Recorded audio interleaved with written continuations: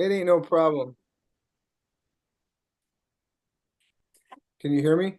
Yes, I can, ladies and gentlemen. Well, today I'm really happy. I'm really glad because I got a really big personality in the drumming world, right?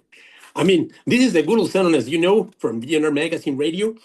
And I was looking forward to having you here in an interview. I mean, we got Mike Hansen, a really, really good drummer, right?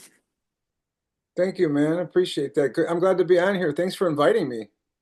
No, thank you very much. It's really a pleasure. And for everybody that says, well, but who's Mike Hansen? Okay, so, well, let me tell you, that's a big personality in the drum. I mean, you have been working with George Lynch. You have been working with Hurricane. You have been working with Paul Gilbert. You have been working with Stuart Ham, with Dizzy Reed, with, I mean, I don't know. I mean, you have been working with a lot of people, right? Yeah. Currently, I'm working with three different projects right now and released a couple albums we can talk about too. Yes, even Paul Abdul. I mean, you have been working with Oh, everybody. straight up, man. Yeah, that was 1988, 89. I toured with her. Excellent. Okay, but what can you tell us about you? I mean, for example, okay, so what can you tell us about Mike Hansen, the beginning of Mike Hansen? Why did you decide to play drums? And what about, I Sure. mean, first bands you were playing with, first people you were playing with? Yeah, it's interesting. So I started when I was five, and my dad was a guitar player. So he was a country rock guitar player. He played with people like Barbara Mandrell and and different like national people like that, and really good player. And so he brought me up in the business.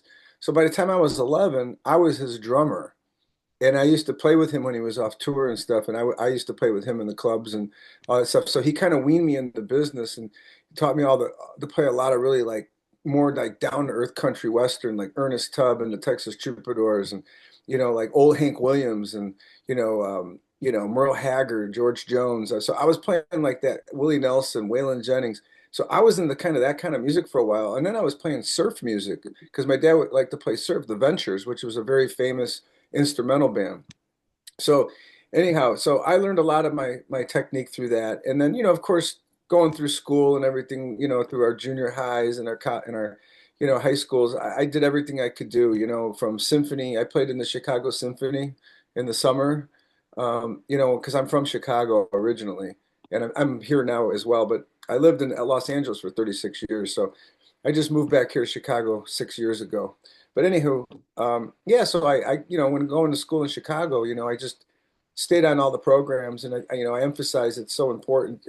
Even if it's not your passion, I think it's good to.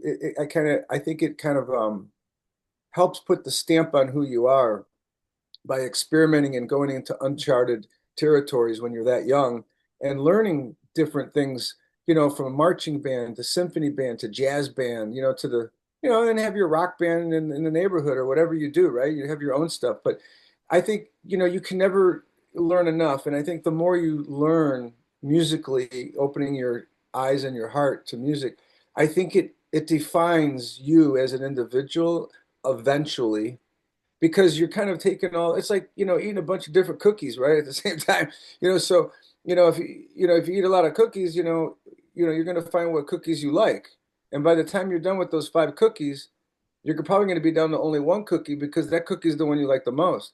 But the one you like the most is who you become by eating those five cookies all the time, and so that's how I look at music. Sometimes you want to get, some people get a little bit too headstrong and like, well, I just like this music. I don't like that, Okay, you don't like it, but you still should understand it, So I think, that's how I grew up in the business. And then when I was 19 years old, I had my opportunity to leave Chicago in 1987, and I was going to college at the time and to get a performance degree. Well, I ended up getting the gig with the Pointer Sisters. So when straight up, I mean, when like I'm So Excited came out and Neutron Dance, that was out in 85. So I was with them in 87. So the music was still pumping, and they were, I mean, we were playing at Caesar's Palace. I played there 4.5 years, and then in between not playing with them, because the Pointer Sisters would work like 6 months out of the year, stuff like that. So all the players had to kind of scavenge around and get gigs in Las Vegas, where I ended up moving to.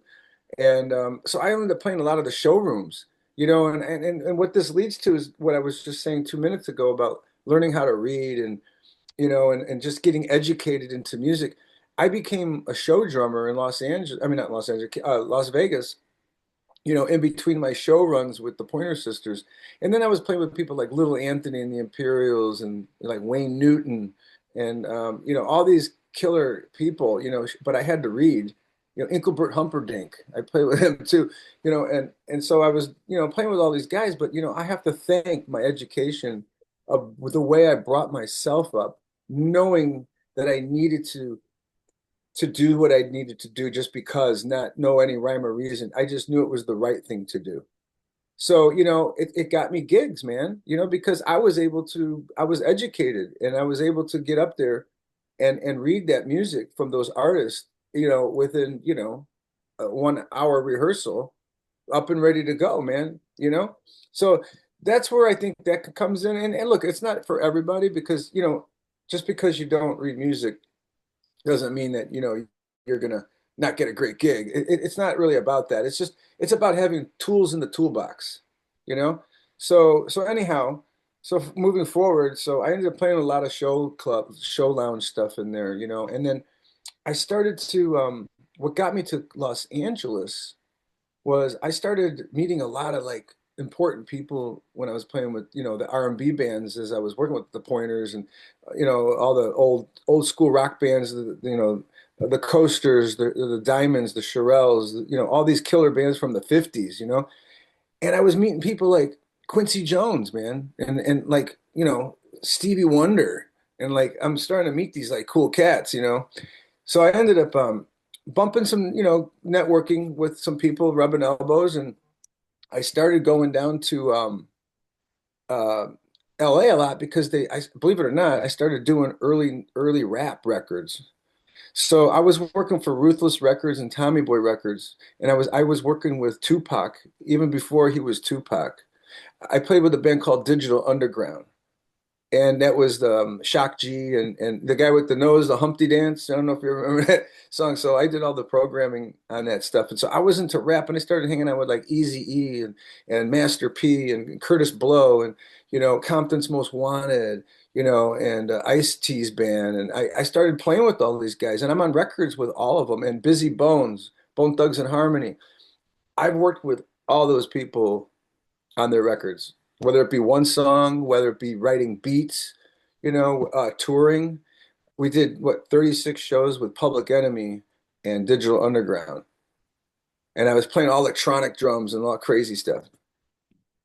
Yeah, Just how kind of incredible. I cool. mean, it's like a lot of story. You get a lot of story. And of course, it was like, as you were telling me, reading was a little bit more difficult because now, for example, you can go on YouTube. I mean, you can go to these social media and all that, and it's easier.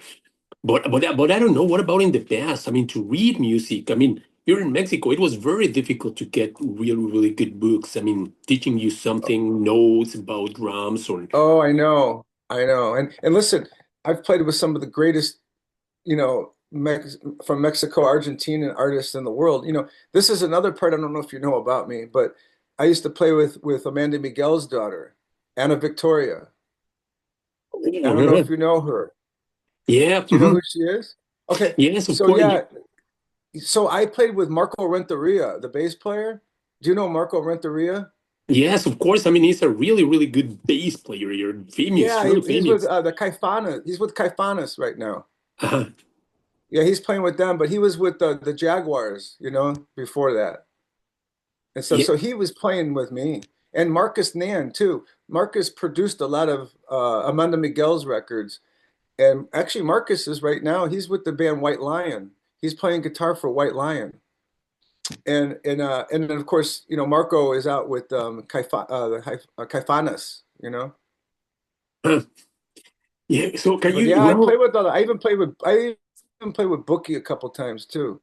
I did a couple things with Bookie, and then playing with these guys, Marcus and Marco Renteria, being around, Amanda Miguel and Diego and, these guys, and they brought me into their life. These two guys, Marcus, and then Marco Renteria, and it was it was very cultural and it was very cool, and I got to know a lot of cool people. I met, all the guys from Maricella's band too, and I know those people as well, and and yeah, man, it's funny. I played Latin for like almost 2.5 years, so I can play Latin music too. So that Yeah, was and that kind is of like fun, man. really, really good because, as you said, it's not like, you know what, for example, I'm going to play rock and roll, I'm going to play heavy metal, I'm going to play this. But Right. sometimes, okay, you start listening to jazz, you start listening to Latin music, you start listening to a lot of things that are like, man, I mean, you never finish learning. I mean, personally speaking, I mean, I don't No, know, think, but I think if you stop learning, you're dead. I yes, mean, exactly. you Yes, know. exactly, and especially drums. When you think that you're a really, really good player, okay, well, nowadays, I mean, you can watch all these videos from 5-year-old kids. I mean, they're, oh, Jesus, man, I Oh mean, yeah. look at this guy. Oh yeah. So yeah, so what happened in LA with me is when I started, playing with like a lot of studio work and meeting a lot of people, this is what brings it to this level of like the guitar players that you're talking about. Are you a guitar player? No, I'm a drummer, so that's why Oh, it's really, cool. really like interesting. Oh, okay, cool. That's even better. I didn't know. Sorry, I should have done my homework. My No, that's apologies okay. to you. That's why I'm so excited to talk to you because it's like a different way. Sometimes we say, okay, so well, you know what? Okay, so he's a drummer of this person, this person, this person. But now, for Yeah. example, I mean, let me tell you something. For example, okay, so here, Gloria Trevi, well, she's like a singer, and I don't Yes. know, she was working with a really, really famous drummer. I don't remember, with Vinny Colaiuta, for example. Oh, Yeah, shit. he Yeah. recorded her album, right? And everybody here is Yeah. like, oh, Gloria Trevi. But for example, when you listen to her music, for example, or Luis Miguel, for example, okay, so he has been working with a lot of people, different drummers, and it's like really, really interesting to know that all these, for example, like you, really, really good drummers. I mean, sometimes we don't pay attention. Well, if you're a musician, yes, you do, right? But sometimes we don't pay attention on this, on the musicians they are playing with, because they are playing with really, Right. really, and that's why the music sounds so great. Yeah, I hear you, man. And so it's interesting. So being a drummer, moving to LA, from Vegas, and I started doing all the rap stuff. I was starting to, I was kind of in an exclusive amount of people. But then I moved to LA, and then once I moved to LA, I started, hanging around with more rock people and stuff, and I ended up, you know Greg Bissonette, right? Yes, exactly. The bass player from Dallas, from Mr. Big. No, Bissonette, the drummer, Ah, Greg. the drummer. Oh, yes, David Lee Roth. Okay, yes, sorry, I got Yeah, confused. so Oh, So excellent drummer. Greg, right? Greg is award renowned. He's with Ringo Starr now, But anyways, I used to be married to Greg's sister, so I was in the Bissonette family and stuff. And so Greg kind of introduced me to a couple people, and stuff. And then I started playing with guitar players. Like all my gigs became like guitar player gods. So I started, playing with like Richie Kotzen, and I started playing with, Eric Gales and George Lynch, like you said, and Steve Vai I did some stuff with, and then, playing with like Doug Pinnick from King's X, but I've known Doug, gosh, Doug and I have been playing since 1992 together. So we were in a band called Tribe After Tribe from South Africa. And we're now putting actually right now, right before I got on with you, we're trying to get all the sessions put together because we've got a brand new record coming out. So it's going to be Doug Pinnick from King's X, Robbie Robb, Tribe After Tribe, and he's also in another band called 30 Year Experience, which I'll tell you a little bit about that. And then of course myself, and then God bless Eric Ryan. He passed away about a month and a half ago from liver failure, but he was part of the band, and unfortunately, he didn't beat the disease of alcoholism. So that's a sad moment for us. But it's going to be, I think it's going to be a great record because his spirit is going to be in that album with us. So, anyways, Tribe After Tribe, you got to look them up. They were the first band on MTV that had a video that MTV banned it and took it off. They took it off because it was like it was about the Amazon and about us with saving the forest, the greens and stuff. Robbie was so far ahead of everybody that the society didn't know how to take it. So they took it, and we sounded a little like we were before Jane's Addiction, but we have that little bit of Jane's Addiction, meets U2, meets Peter Gabriel. It's kind of what this band is like. It's acid rock, man. It's heavy, very primal drums. You're gonna love the drums on it, man. Yeah, yeah. In fact, I was watching some videos. I mean, for example, you were doing some solos and everything. I was like, ah, this sounds like really, really cool. And now that you're telling me, I'm going to look for a lot of information because I really want to hear.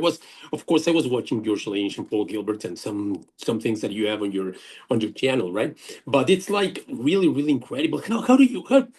For example, now that you look back, do you have, for Yeah, example, busters or I don't know, I mean, some awards or some records of every people you have been working with? I have. You mean my record collection? I have. I mean, did I play on? I have all those. If that's what you mean.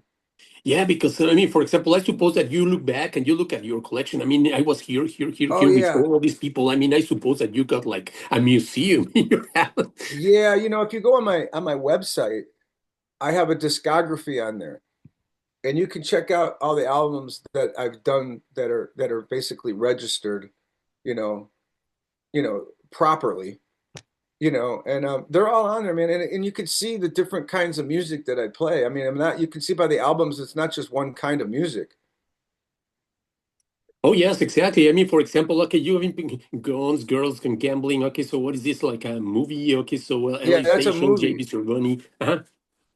Yeah, Stairway to Rock, okay, Tribe After Tribe. Well, here it is. Okay, Jimi yeah, Hendrix. Okay, so you have been playing Jimi Hendrix songs. So, well, I mean, yeah. it's incredible. I mean, all the catalog that you have, right? I mean, Thank you. but I mean, I would like everybody to look to know where to go to. I mean, what is your website? Can you tell us where we Yeah, can go it's and look it's for your it's it's information? drummer. Yeah, it's called drummermikehansen.com. That's how you get to that website. And I've got a store in there and got some fun stuff in there. You can buy some cool shirts. I got everything's like handmade stuff. And I'm not that I'm pushing the sales thing. I'm not at all actually. I'm just letting you know, just there's some fun stuff on there. There's some cool videos that I have on there. You can check out too. I try to stay pretty current. So if there's any time you want to come find out where I'm playing, I always post my all my touring dates on this website of drummermikehansen.com. And yeah, so it's got like my stuff. I don't know if you're an Albert Lee fan, but you'll see like the Albert Lee stuff on there. I don't know if you know who Albert Lee is, but Albert used to play with Eric Clapton. And he played with the Everly Brothers, and he also was with Emmylou Harris for many years. And I tour with him off and on. And some of the members of the band that I play with in that band are from Bruce Hornsby's band. So I play with people like that. Albert is like royalty. He's like the highest you can go for what he does. You know what I mean? I mean, Eric Clapton says he's the best guitar player in the world. You know, so I play with all these guitar players all the time. And now I'm out with a guy right now for the last 3 years, Davy Knowles. Davy is from a country called Isle of Man, and which is between England and Ireland. And they have these motorcycle races they call the TNT, and it's coming up in August. And yeah, it's famous around the world. But anywho, he's a blues rock artist. He's a singer-songwriter, and I've been playing with him for the last 3 years. But I've known him. He's 38 now, but I've known him since he was 19. And who introduced me to him in LA was Eddie Kramer. Eddie Kramer, who did, Zeppelin One, he did the Jimi Hendrix albums and all that kind of stuff. So he calls me and says, "Hey, I got this young guy in town. Why don't you come down to the studio? I think you'd be great drumming for this guy. I think it'd be cool to do his new album. I just think you got the right feel for the gig." So I go down there and yeah, man, we hit it off. So we've been friends ever since. And weirdly enough, he lives in Chicago. So when I moved back, I ended up joining back with him. And now we play together. And I'm getting ready to leave for Europe the end of February. We're doing 20 shows in Germany, and then we're gonna do we're gonna go to like the Netherlands, and actually right now it's funny because we're trying to get stuff in Mexico right now. I'm trying to do it for the band and try to get connections. So if there's any good agents that like the blues rock world that would like to book the Davy Knowles band, we're down to come to Mexico. I know you guys are a great audience, and we would be honored to come to your country.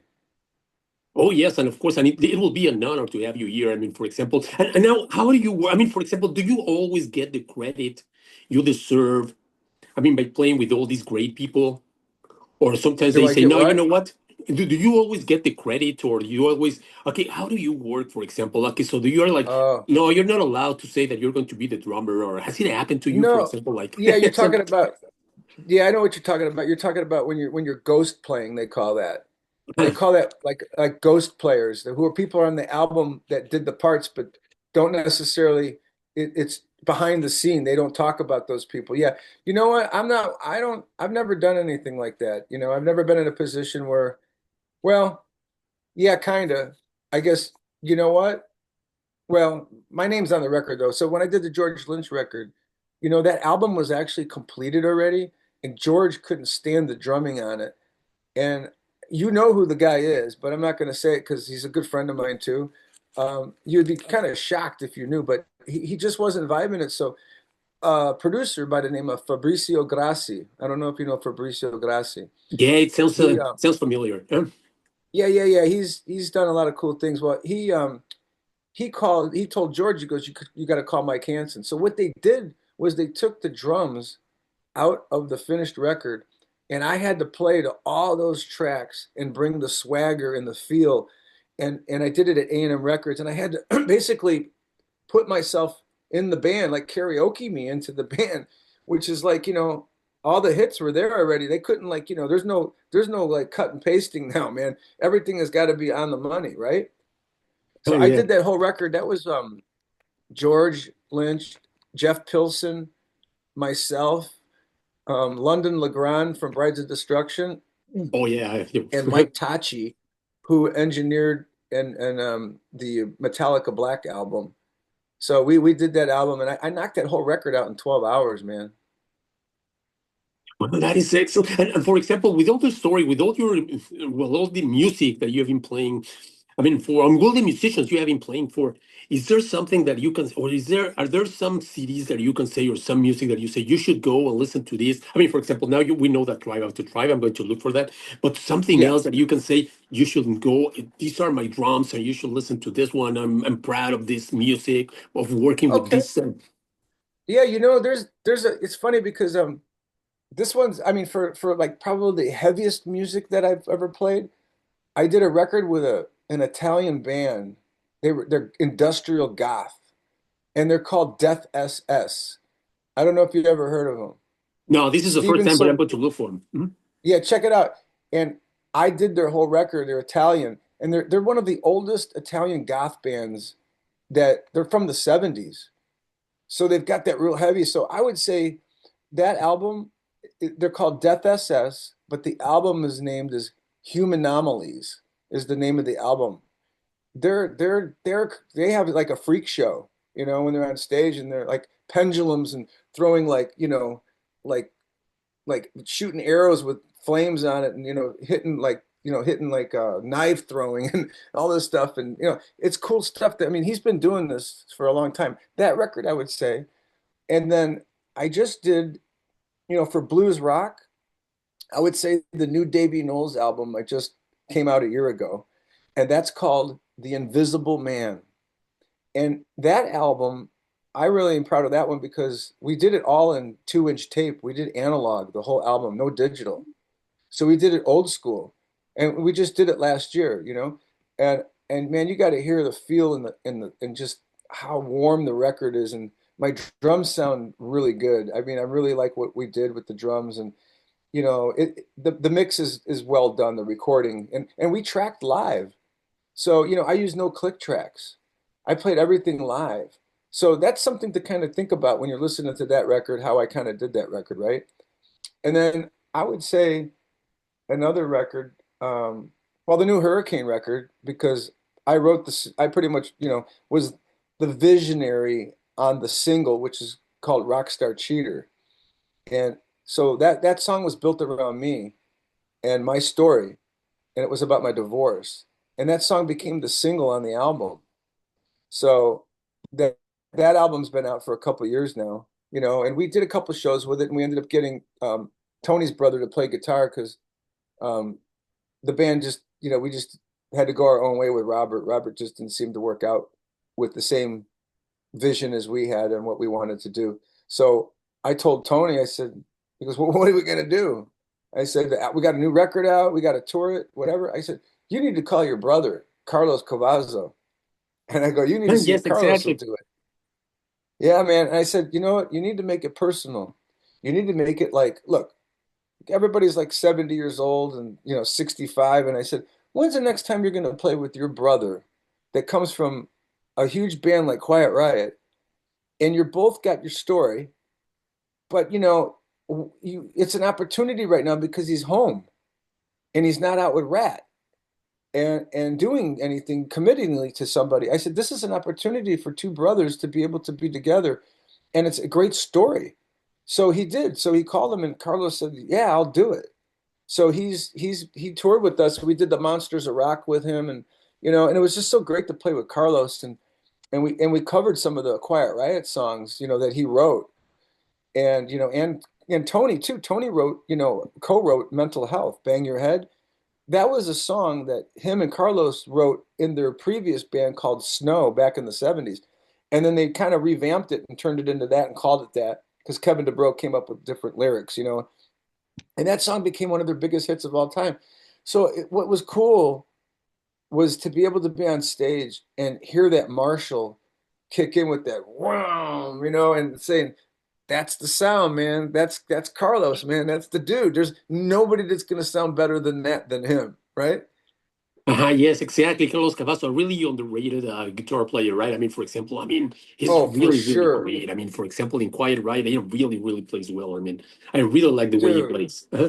Yeah, that whole band was great. I mean, they had the right chemistry, man. I was happy that they finally made it, and did their thing. But anyways, like any band, there's always internal bullshit and external bullshit, but I'll be honest with you, like that's one thing I like about playing with Davey right now because that band, we get along. There's no arguments ever. There's, none of us drink. We're all sober, and I've been 10 years and the other two guys like 7. But we just get along really well and we get on stage and we smile and we have a damn good time. I can't tell you, even some of the greatest bands I've played with, I can't say I've had that good of a time as this. I'm not saying I'd ever had a good time. I have a good time. But there's one where it's real special, you know? So that's why to check out the Davy Knowles record for that. So that would be that one, and then like I said, the Hurricane one would be the other one to check out. And there's a new record coming out with Hurricane coming up next year. And Carlos is going to be playing guitar all over that that album. Carlos is playing like all the songs. He's writing the songs, Carlos Cavazo. So the new Hurricane that's coming out. And no, Kelly Reconnected is Hansen's the not name of joining the the band. Hurricane album, right? Reconnected, which is like, I was just listening to some of the songs and they are really, really good. In Thanks. fact, Yeah, I that think, reconnected. Yeah, that's the new yes, record. But exactly. but the single, and we did that record remote. We remotely recorded that during COVID. So I was here in my studio, in my house. I have a full studio here. So I did all the drums here, and then they did all their stuff in Los Angeles in their own studios. And then we had it, we were never in the same room. That whole record was done remote. And I'll tell you what, that was a lot of work, man. Yes, I That can remote imagine. stuff was, man, well, you know what? It's the going back and forth stuff.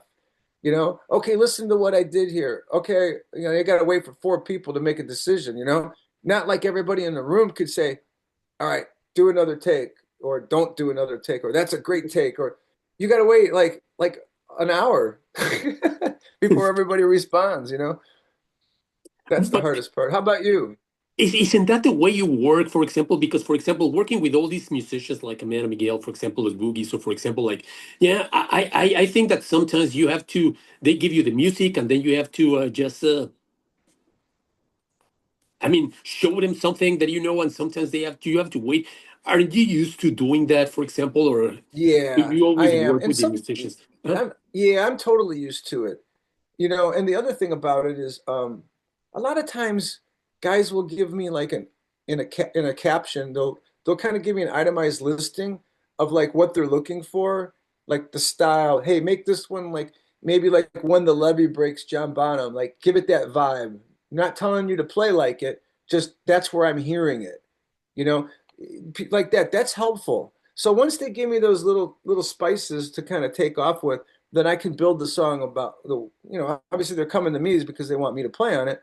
So, but they, there's a feel, a vibe they want to capture. Sometimes it's better to use a reference, to encapsulate that so that you can get there quicker, right? So that's the thing, go a couple rounds and until you get it, and then take the take, and then you're good to go. Yeah. So that I was telling you about Tribe After Tribe. This new album just came out, December 13th, I think it came out, or 16th. It's called Third Ear Experience. That's the name of the band.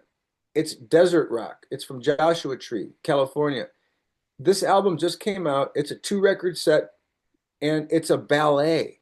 So I scored most of the ballet on this album. It took 10 years to do this record, and it just came out. And you're gonna dig it, dude. You got to listen to the drums and this stuff. I did some really like cool stuff, and it's the audio for a ballet that's supposedly trying to get picked up right now. So it's a story. The whole album is a conceptual story. So you got to check That's it out when you get a chance, dude. No, yes, of course. And we're going to promote all this music that you're telling me because, for example, okay, that's why I like to have all these interviews because there's a lot of music that we don't know. And this is the way we learn. Okay, so we discover Yeah. new things and all that, right? And for example, what are your plans for the future, Mike? I mean, what are you going to be doing? I mean, are you looking forward to doing something, for example, in the following years? Yeah, well, right now, I'm writing, a new record. Well, the Tribe After Tribe record's getting finished, so I'm working on that album. And then Davey Knowles, we got a brand new record that we're working on right now too, that will be coming out. But this whole year of 2026, I'm mostly going to be touring in Europe. So a lot of touring this year for me. And I'll be doing most of it with Davey. And we're going to go, like I said, a lot of European stuff we're going to be doing. And in the meantime, I'm trying, like I said, I'm trying to get in touch with some good agents. If you know any that you can think about it later, when you listen to Davey Knowles' album, think of maybe some agents that might want to book us in Mexico. Cause man, we want to go there. I've talked to the guys, I go, hey, you guys want to go to Mexico? And they're like, yeah, that'd be great. Or in South, Central America, South America as well. And so if you got anybody or if anybody's listening to this that knows, definitely, you know, get in touch with me, you know. Yes, of course, and we're going to promote it because, for example, it would be a pleasure to have you. I mean, on all this incredible music that you're telling us about. And now, for Yeah, you'd be example, my guest. oh yeah, that is going to be great. I mean, and I would like to see you live. I Yeah, mean, you come performing hang live. I out with mean, me. Yeah, you come hang out with me for the day. Yeah, we have good time. that is going to be. Thank you very much. That is going to be awesome. Okay, for example, where can we find a little bit more about you? For example, the people that want to learn, that want to know a little bit more about you. I mean, for example, in social media, or for example, Yeah. I can see that you have like a lot of stuff that you're selling, right? I mean, keychains and I Yeah, mean, I got all kinds of stuff. Yeah, some custom shirts that were made for me. A couple famous photographers took the one, and then my other buddy, I came up with the idea, and he drew the. So it's all like, all the stuff is original. It's not like, everything is crafty. But yeah, the best way to do is just get on my website, and it'll link you to everything, all my social media on there, all the things that I'm doing.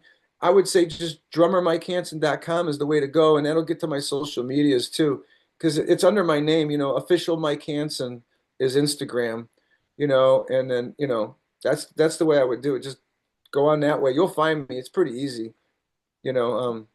I'm not complicated. And I got a YouTube page. I don't really keep up with my YouTube page as much as I should. Shame on me. But I'm starting to load some content on there slowly but surely and build it up more, the YouTube channel. So it's coming. yeah, some tutorials, right? I mean, because we would like to learn a lot of things from you. I mean, for example, that would be like awesome. Yeah. Yeah, that would be the way to do it. And like I said, the discography on my website shows all the records that I'm on. And another one to check out, I was going to tell you should really check out is I did the Jimi Hendrix tribute album with Doug Pinnick. And that one is a cool record, man. That's on Rat Pack Records. And I don't think you can't download that record. You have to order it and buy it for some reason. I think there's some YouTubes that you could check out though, but it's Doug Pinnick, a tribute to Jimmy. That's what it is. And yeah, dude, you got to check that record out. That's some cool stuff right there. That's some really cool stuff. Yeah, I not played a only that one. 1968 Slingerland kit. on that one. Yes, exactly. Yeah, the ones that you see, I mean, for example, the first time that I heard about you was like, oh yeah, he was a drummer of Hurricane. But now that I'm looking at your biography, it's like, wow, man, I mean, there's a lot of stuff to discover here. There's a lot of stuff to Yeah, listen to. yeah. Totally. I mean, I'm more than Hurricane. Yeah, I mean, some people just know me from Hurricane, but then the people that dive deeper, like you just did, then they see like what I really do. I play a lot of stuff. Yeah, and that's why Mike, for example, for us it has been really really a pleasure. We're going to promote this one. Okay, this interview me, for example, in a radio station, zombies.com. Okay, so Broken Neck Radio also in Canada. Okay, so in Mexico City in Canada, we're going to promote your music. We're going to promote you as a drummer, and we would like Thank to you. show the people, I mean, how a good drummer you are. I mean, and anything that you would like to tell. I mean, anything else that you would like to tell to the people of Mexico, for example, any whatever message you have for us. Yeah. Arre macho, baby. Yeah, Yeah, it man. will be. We want to come and make you people happy and play some good music for you, and because I know you're a great audience, man. You're like one of the best audiences that people can have. Yeah, I can tell you that. I mean, for example, a lot of people come here and they are like, man, I mean, look at all these people jumping and screaming and shouting. I mean, it's Yeah, incredible. Sometimes you don't know. I mean, for example, it's like, yeah, sometimes, okay, so well, you got the bands in the United States, right? I mean, but for example, you don't know how many fans you got all around the world. For example, like Mike Hansen. Now, I mean, for example, now that you see, it's like, yeah, we gotta promote. I mean, because not only are you going to learn from heavy metal or hard rock or not, it's an encyclopedia. I mean, I mean, you gotta learn a lot. right. Oh, you know what I should tell you too? I forgot. Really quick before we go. I know we don't have much time left. Um, I'm flying out like the end of February. I would say no, the beginning of February. I'm going to LA for like a couple days, and I don't really know if it's going to stick on the wall or not. But my buddy, who plays bass for Billy Idol, called me a couple weeks ago and wants to fly me out because Billy's putting a new record together, and he wants to bring outside people in to come up with some of the song ideas. So my buddy Steve McGrath, who plays bass with Billy Idol for like 30 years, calls me and says, Mike, we need you to come to LA. I'll fly you out. There's some grooves that you do that I know that you do because I used to be in like a band with them in town, in LA, when we're good buddies. So yeah, I'm going to be flying out and I'm going to be working on possibly, I don't know if my songs will be the ones that'll make it, but I'm going to work on some tunes for the new Billy Idol album. Yeah, that is going to be awesome, Mike. Well, thank you very much. Thank you very much for this interview. Okay, so it will be a Thank pleasure. I'm you. going to tag you. I mean, for example, every time that we broadcast this interview, and I'm going to tag you so that you can check it out. Thank you very much. It has been for me and our magazine radio for ZMBS. It was a pleasure, and it's awesome to know more about an excellent drummer. Thank you, brother. Drummer to drummer, man. Drummer to drummer. Thank you very much, and have an excellent weekend. An All awesome right, you too. weekend. All right, brother. Talk to you later. Happy New Year. Happy New Year to you too, Mike. Thank you very Okay, much. buddy. Okay. Bye.